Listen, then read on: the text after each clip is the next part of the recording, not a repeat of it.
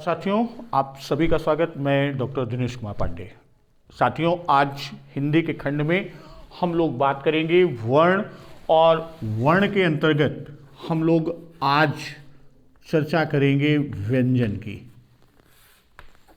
इससे पूर्व के वीडियो में हम लोगों ने स्वर की बात कर ली है, तो एक बार पुनः हम व्यंजन में आने के पहले स्वर का बहुत संक्षिप्त कुछ सेकंडों में हम आपको स्वर की चर्चा कर देते हैं। लेकिन चर्चा से पहले आपसे आग्रह है, रिक्वेस्ट है कि जो साथी चैनल पर नए हैं और चैनल सब्सक्राइब नहीं किए हैं वो चैनल को सब्सक्राइब कर लें तथा बेल आइकन को पुश कर दें। तो चलिए हम लोग चलते हैं सीधे आज के खंड की तरफ। तो जैसा हमने बताया कि वर्ण, तो वर्ण की बात करते हैं। वर्ण के साथ साथ एक शब्द हमें साथ में मिलता है, ध्वनि। तो वास्तव में देखा जाए तो ध्वनि क्या है? यही हमारी भाषा का मूल है। मूल जो है वो ध्वनि है, और इसी ध्वनि के लिए जब हम विभिन्न चिन्ह या प्रतीक व्यवस्थित रूप में रखते हैं, उसी को हम आप क्या कहते हैं? लिपि। और इन्हीं चिन्हों, ध्वनि के लिए जो चिन्ह और प्रतीक हैं, वही हमारे क्या कहलाते हैं? वर्ण। या हम इस रूप में भी कहते हैं कि ध्वनि भाषा का क्या है? ध्वनि भाषा का श्रुत रूप है और वर्ण भाषा का लिखित रूप है। वर्ण क्या है? भाषा का लिखित रूप है। यहां पर जब हम ध्वनि की बात करते हैं तो ध्वनि के लिए जो लिखित रूप में हम प्रयोग करते हैं उसको वर्ण कहते हैं। और वर्ण की चर्चा करते हैं तो वर्ण के दो खंड, एक आपका स्वर और दूसरा आपका व्यंजन। तो स्वर के अंतर्गत स्वर 11 माने गए हैं, वो आ से लेकर औ तक। किंतु यहां ये भी बता दें कि पंडित कामता प्रसाद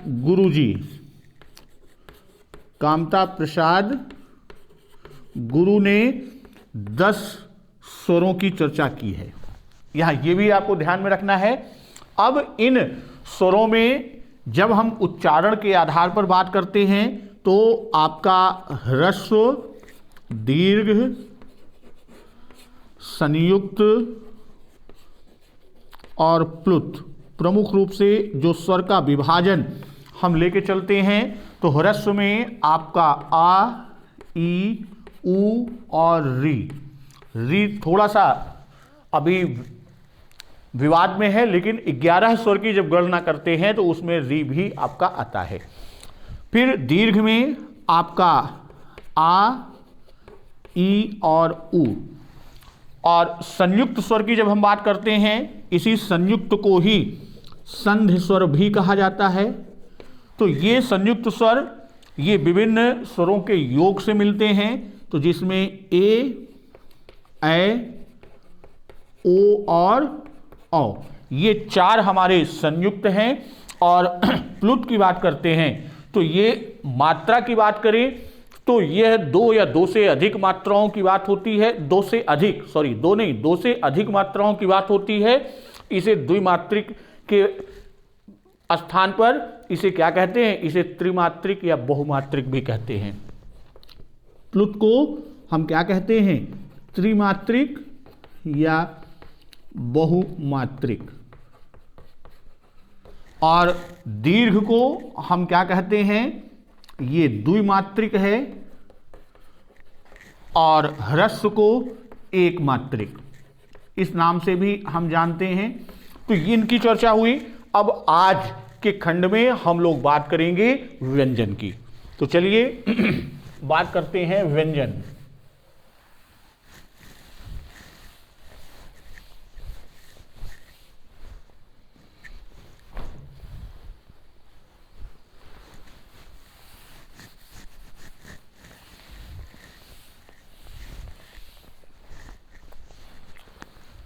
तो व्यंजन के सबसे पहली चीज, व्यंजन है क्या? तो व्यंजन के लिए हम जानते हैं कि वे वर्ण जिनका उच्चारण स्वरों की सहायता से होता है। व्यंजन कौन है कि जिनका उच्चारण स्वरों की सहायता से, जिनका उच्चारण स्वरों की सहायता से होता है, उन वर्णों को हम क्या कहते हैं? उन वर्णों को व्यंजन वर्ण कहते हैं। अर्थात हम ये कह सकते हैं कि प्रत्येक व्यंजन, और ये व्यंजन है कहां से कहां तक? जब हम मूल की बात करेंगे, मूल व्यंजन, तो वो आपका का से लेकर हा तक, का से हा तक, ये हमारे क्या हैं? ये हमारे मूल व्यंजन हैं। यानी प्रत्येक व्यंजन के उच्चारण में आपकी अ की ध्वनि छिपी रहती है। हम कोई भी व्यंजन का उच्चारण करें, या यूं कह दें कि आ के बिना हम व्यंजन का उच्चारण कर ही नहीं सकते, या आ के बिना व्यंजन उच्चरित हो ही नहीं सकता। यहां आ की बात मैं इसलिए कर रहा हूं, जैसे खाली आप व्यंजन लिखते हैं, जैसे आपने लिखा क, खा, चा, पा, मा। अब इनको आप देखने में लगता है कि ये व्यंजन है, वास्तव में ये व्यंजन नहीं, बल्कि ये क्या है? इसमें स्वर समाहित है। इसका रूप देखेंगे तो का हलंत धन आ, ये आपका खा हलंत धन आ, ये चा हलंत धन आ, ये पा हलंत धन आ, और मा हलंत धन आ। यानी मूल व्यंजन जो होता है वो हलंत युक्त होता है। ये क्या है? ये हमारा मूल व्यंजन जो हलंत युक्त है। और ये क्या है? इसको हम कहेंगे कि ये स्वर युक्त व्यंजन। ये क्या है? ये स्वर युक्त व्यंजन। ये जितने भी हैं ये क्या है? ये स्वर युक्त व्यंजन है।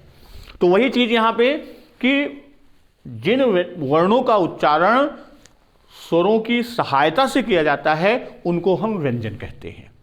अब हम बात करते हैं कि व्यंजन हैं कौन कौन से।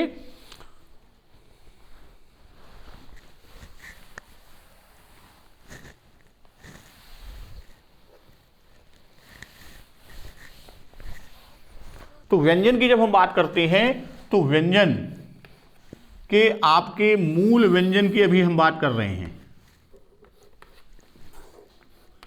ये जो व्यंजन का विभाजन हम करने चल रहे हैं ये कौन है? ये मूल व्यंजन। तो मूल व्यंजन में आपके 3 खंड बनते हैं। सबसे पहले आपका बनता है कौन सा? स्पर्श व्यंजन। दूसरा आपका होता है अंतस्थ व्यंजन। दूसरा कौन सा है? अंतस्थ व्यंजन।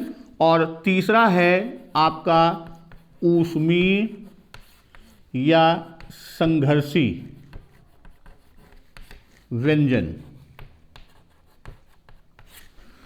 तो अब स्पर्श की बात हम करते हैं। तो स्पर्श का मतलब भाई कोई भी स्वर हो या व्यंजन, यानी हम ये कह दें कि कोई भी वर्ण जब हम उच्चरित करते हैं तो जो उच्चारण स्थान हैं हमारे, जैसे हम यहां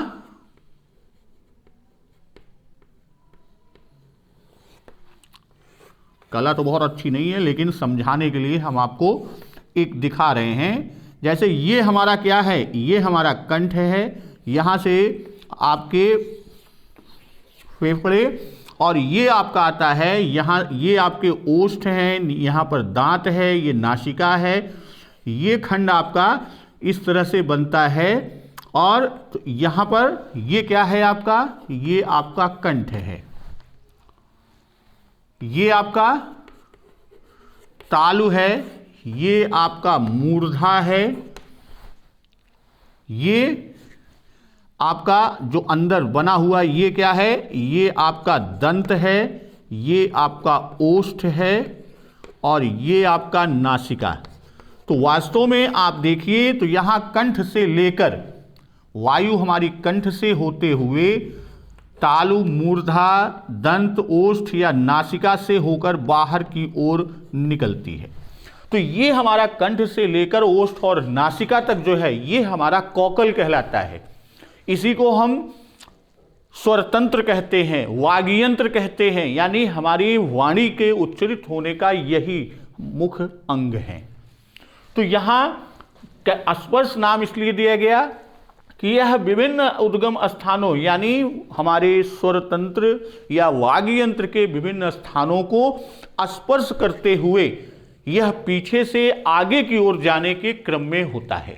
जैसे यहाँ अब हम क्रम की बात करें स्पर्श व्यंजन, तो सबसे पहले फेफड़े से वायु चलेगी, तो बोलने के लिए वायु बाहर निकालते हैं, तो सबसे पहले कहाँ टकराएगी, स्पर्श करेगी, कंठ। फिर तालु, तालु के बाद मूर्धा, मूर्धा के बाद दंत और दंत के बाद ओष्ठ। ये आपका इन स्थानों से स्पर्श करते हुए जो ध्वनि बाहर निकलती है उन्हीं को हम स्पर्श व्यंजन कहते हैं।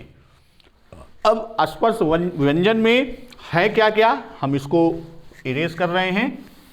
स्पर्श व्यंजन की जब हम बात करते हैं तो ये 5 जो हमारे उद्गम स्थान हैं या उच्चारण स्थान हैं, तो कंठ, कंठ से आपका का वर्ग, कंठ से का वर्ग, इसमें कौन कौन से वर्ण हैं, का, खा, ग, घ, ङ। उसी तरह फिर तालु की बात हम करते हैं, कंठ के बाद तालु आता है, तो तालु में कौन सा आएगा, इसमें आपका चा वर्ग, चा वर्ग के वर्ण कौन से हैं व्यंजन, चा, छ, ज, झ, या। तालु के बाद आपका आता है मूर्धा, मूर्धा में आपका टा वर्ग, इसमें टा, ठ, ड, ढ, ण, और फिर आपका आता है दंत, चौथा कौन सा है, दंत। तो दंत में आपका आता है ता वर्ग, यानी त, थ, द, ध और न।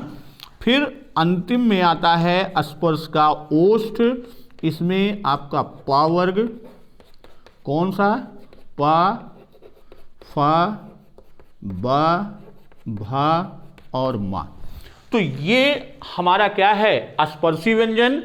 चूंकि ये एक वर्ग की संकल्पना को निर्मित करता है, इसलिए इसे स्पर्शी को ही वर्गीय व्यंजन भी कहते हैं। तो ये पहला खंड हमारा स्पर्श व्यंजन या स्पर्शी व्यंजन या वर्गीय व्यंजन, और यह कंठ से होते हुए तालु, मूर्धा, दंत से ओष्ठ तक आता है। इन स्थानों को स्पर्श करते हुए निकलता है, जिनके आधार पर इनको विभिन्न वर्गों में वर्गीकृत किया गया। इसके बाद अंतस्थ की बात आती है। तो अंतस्थ व्यंजन, अब यहाँ पर अंतस्थ व्यंजन में कुल व्यंजन कितने हैं, 4, जबकि स्पर्शी में कितने हैं, तो 5 और 5 25, यानी इसमें कितने व्यंजन हैं, इसमें 25 हैं। 4 व्यंजन अंतस्थ, इनका उच्चारण आप देखेंगे कि जब अंतस्थ व्यंजन को हम उच्चारित करते हैं तो वायु लगभग अंतस्थ में रुक सी जाती है, य, र, ल, व। तो ये इसीलिए इनको अंतस्थ कहा गया, या, र, ला और वा। ये 4 व्यंजन हमारे कौन से हैं, ये 4 व्यंजन हमारे अंतस्थ व्यंजन हैं। और ऊष्मीय व्यंजन आपके तीनों श और हा, ये किसमें हैं, ये हमारे आपके ऊष्मीय या संघर्षी व्यंजन। ऊष्मीय या संघर्षी क्यों कहा गया, क्योंकि जब इनका उच्चारण होता है तो जैसे आप श, स, स का उच्चारण करते हैं, तो आप जैसे ही श का उच्चारण करेंगे, जिसे हम आप सीटी शंकर या इसको आप देखेंगे तो ये तहाँ तालु, श, जैसे आप शंकर बोलिए, देखिए तालु पर जाके ये ऊपरी भाग, ऊपरी छत, मुख का जो ऊपरी छत है उसके पीछे का भाग जो होता है वो तालु, भी हमने चित्र में देखा था, वहाँ ये, फिर इसकी बात करेंगे तो ये मूर्धा से, जैसे खटकोण, खटकोण जिह्वा देखिए मध्य भाग ऊपरी छठ के अगले भाग पर स्पर्श करती है तो वहाँ ये वायु रगड़ती है। और ये दंत पर, जैसे सरौता, आप देखिए दंत की बात करते हैं। और ये हा किस में जाता है? ये कंठ के भीतरी भाग ह के भाग से आता है। तो ये वायु क्या होती है? ये वायु एक तरह से हम कहें कि वहां पर विभिन्न स्थानों पर रगड़ कर निकलती है, इसलिए इसमें ऊष्मा निकलती है। इसे ऊष्मीय और संघर्ष करके आती है, इसलिए संघर्षी। यहां पर एक प्रश्न भी आपका बनता है, कई बार कंपटीशन में पूछा जा चुका है कि किन वर्णों के उच्चारण या किस वर्ण के उच्चारण में गर्म वायु निकलती है। तो यहां आप जान लीजिए कि जितने भी ऊष्मीय व्यंजन हैं हमारे चारों, इनका जो भी विकल्प होगा वही आपका उत्तर, यानी इन तीनों श और ह के उच्चारण में आपके गर्म वायु निकलेगी। ये तो हो गया आपका। उसके बाद इनकी संख्या 4। तो अब आप देखें 25, 4, 29 और 4, 33। मूल व्यंजन की संख्या कितनी हो गई? मूल व्यंजन की संख्या 33। अब इसके बाद व्यंजन में कुछ और आपको मिलेंगे। एक आपका संयुक्त व्यंजन, संयुक्त व्यंजन की संख्या 4। कौन कौन सी? छ, त्र, ज्ञ और श्र। तो ये छा जो है वो 3 ध्वनियों, अब चूंकि यहां पर हलंत नहीं लगाया तो इसमें स्वर का योग है। जैसा अभी हमने बताया कि कम से कम आ का तो योग रहेगा ही, बिना उसके कोई व्यंजन हम नहीं बोल पाएंगे। तो ये का और मूर्धन्य सा और आ का योग है। उसी तरह ये ता और रा, यहां रा हमने पूरा लिख दिया, इसका मतलब है कि रा धन अ का योग। ज्ञा का जा हलंत और या का श्रा श और रा का योग। ये हमारा संयुक्त है। इसके अलावा 1-2 वर्ण और हमको मिलते हैं वर्णमाला में। कौन से? वो आपके टा वर्ग का ड और ढा। इसमें एक गुण बढ़ा देते हैं नीचे बिंदी, इसलिए इसे क्या कहते हैं? इसे द्विगुण व्यंजन कहते हैं।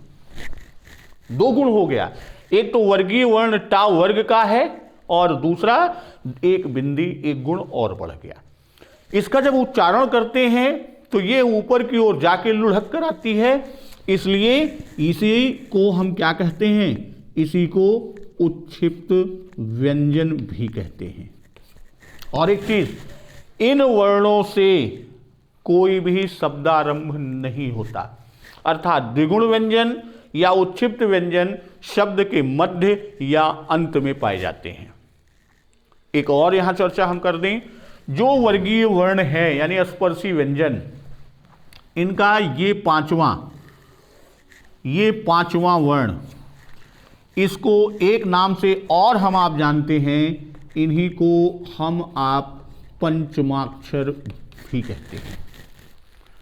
दोस्तों, आज हम लोगों ने व्यंजन, वर्णमाला में व्यंजनों की संख्या के बारे में और कौन से व्यंजन किस श्रेणी में आते हैं, किस प्रकार के व्यंजन हैं उसको देखा। और फिर अगले क्रम में हम लोग बात करेंगे उच्चारण स्थान की।